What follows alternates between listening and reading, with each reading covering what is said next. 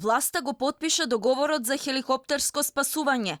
Од Илинденска ни потврдија дека ставиле парав со фирмата Сархемс, која во следните 8 години ќе ја работи хеликоптерската итна помош. Во врска со прашањето кое се однесува на договорот со хеликоптерската прва помош по насока од генералниот секретар, ве известуваме дека истиот е потпишан. Одговорија од владата на прашањето на Алфа. Кога бил потпишан договорот не добивме информација, ниту пак под кои услови.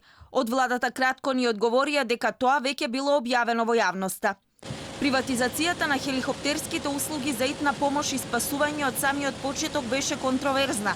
Власта дилот го склучи со скопската фирма Сархемс Дойл, основана 24 дена пред да се објави меѓународниот тендер.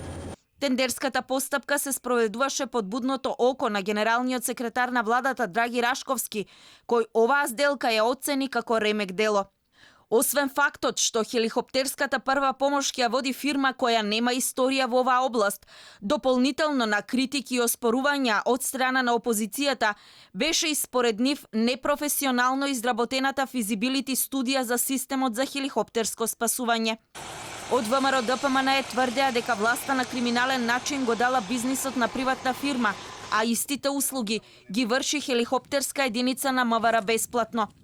Според Рашковски, хеликоптерското ремек дело граѓаните ќе ги чини 0 денари, но остана неодговорено зошто некој би вложувал милионски суми во бизнис ако нема ќар од истиот. Според објаснувањата на владиниот генсек, за 6 месеци Сархемс ке треба да купи 2 хеликоптера, да опреми 8 хелиодроми низ земјава и да го воспостави целокупниот систем за спасување, пилоти, медицински екипи и поврзаност со постоечките државни служби, МВР, ЦУК, брза помош, армија.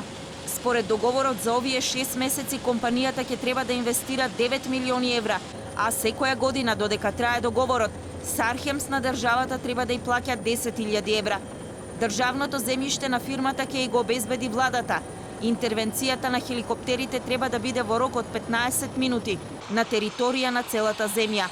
Кој ќе биде ќарот на земјава, а кој на Сархемс за милионската сделка, нема одговор.